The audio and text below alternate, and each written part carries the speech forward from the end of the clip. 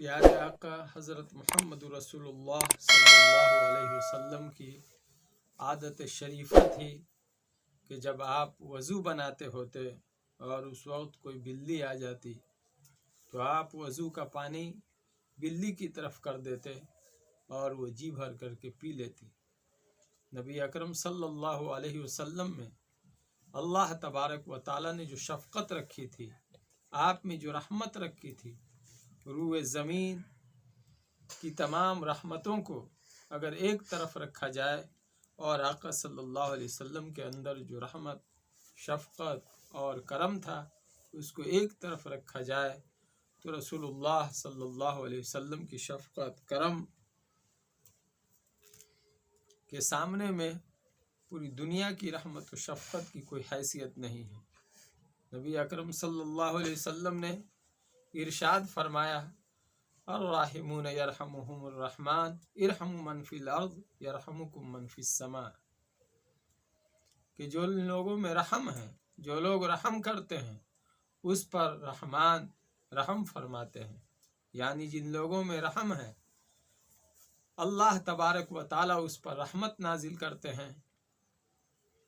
اور آپ نے ارشاد فرمایا کہ تم زمین والوں پر رحم کرو، آسمان والا تم پر رحم کرے گا۔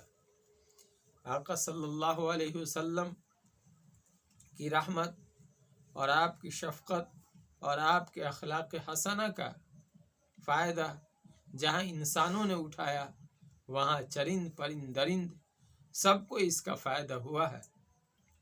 نبی اکرم صلی اللہ علیہ وسلم ایک مرتبہ راستے سے گزر رہے تھے تو آپ نے دیکھا کہ چیونٹیوں کے بل میں کسی نے آگ لگا دیا ہے۔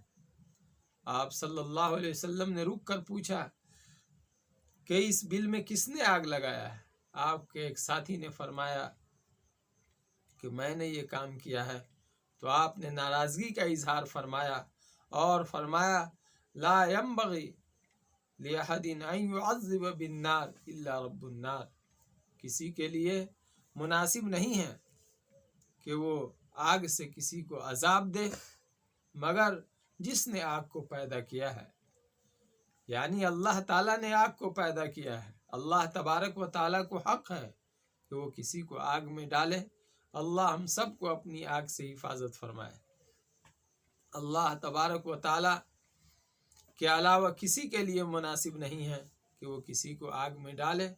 نبی اکرم صلی اللہ علیہ وسلم کا حال دیکھیے کہ آپ نے چیونٹیوں کے جلانے کی وجہ سے تکلیف کا اظہار فرمایا ہے۔ ہم راستے میں چلتے ہیں، ہمارے قدموں کے نیچے، ہمارے گاڑیوں کے نیچے، ہمارے سواریوں کے نیچے کتنی اللہ تبارک و تعالیٰ کی مخلوقات آتی ہیں اور اپنی جان گنوا دیتی ہے، کیا کبھی ہمیں اس بات کا احساس ہوتا ہے؟ لیکن نبی اکرم صلی اللہ علیہ وسلم کو چھوٹی چھوٹی ان مخلوق پر رحم کا یہ حال تھا کہ آپ اپنے ساتھیوں کا حساب لیا کرتے تھے۔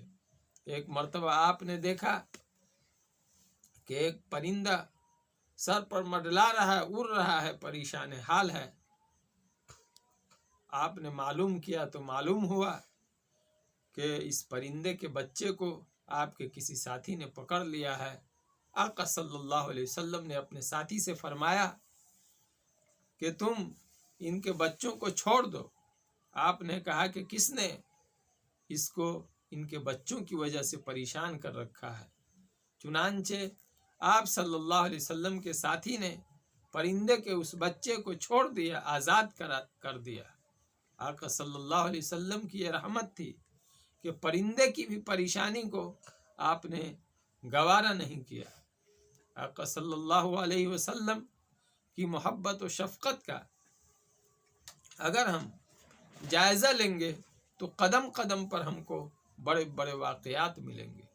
آج جو لوگ آقا صلی اللہ علیہ وسلم کے ذات کے تعلق سے نامناسب بات کرتے ہیں یا آپ صلی اللہ علیہ وسلم کو کسی ظالمانہ حیثیت سے پیش کرتے ہیں، یہ سراسر ناانصافی ہے اور نادانی ہے۔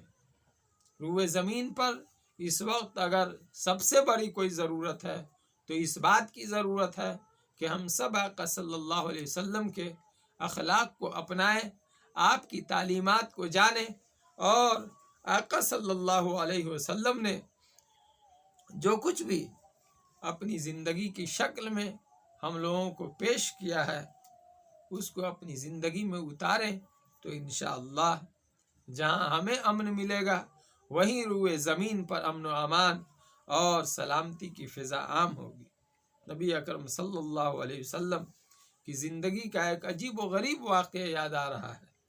آپ راستے سے گزر رہے تھے تو آپ نے اپنے دو ساتھیوں کو دیکھا کہ وہ اپنی سواری پر بیٹھے ہوئے، اس وقت کی سواری اونٹ، گھوڑے یہی سواریاں ہوتی تھی، اپنے اپنے جانوروں پر بیٹھے ہوئے بات کر رہے تھے۔ رسول اللہ صلی اللہ علیہ وسلم نے اپنے ساتھیوں کو ٹوکا اور فرمایا، کیا آپ لوگوں نے اسے کرسی بنا رکھا ہے؟ حضور صلی اللہ علیہ وسلم کو یہ بھی نہیں گوارا ہوا کہ آپ کے ساتھی اپنے سواریوں پر بلا ضرورت بیٹھے۔ آپ نے تنبیہ فرمائی کہ آپ کو اگر بات کرنا تھا تو اتر کر بات کرنا چاہیے تھا، یہ جانور سواری کے لیے ہے، آپ کی ضرورت کے لیے ہے، بلا ضرورت اس کو زحمت میں ڈالنا آپ کے لیے مناسب نہیں ہے۔ یہ ہے آپ صلی اللہ علیہ وسلم کی تعلیمات۔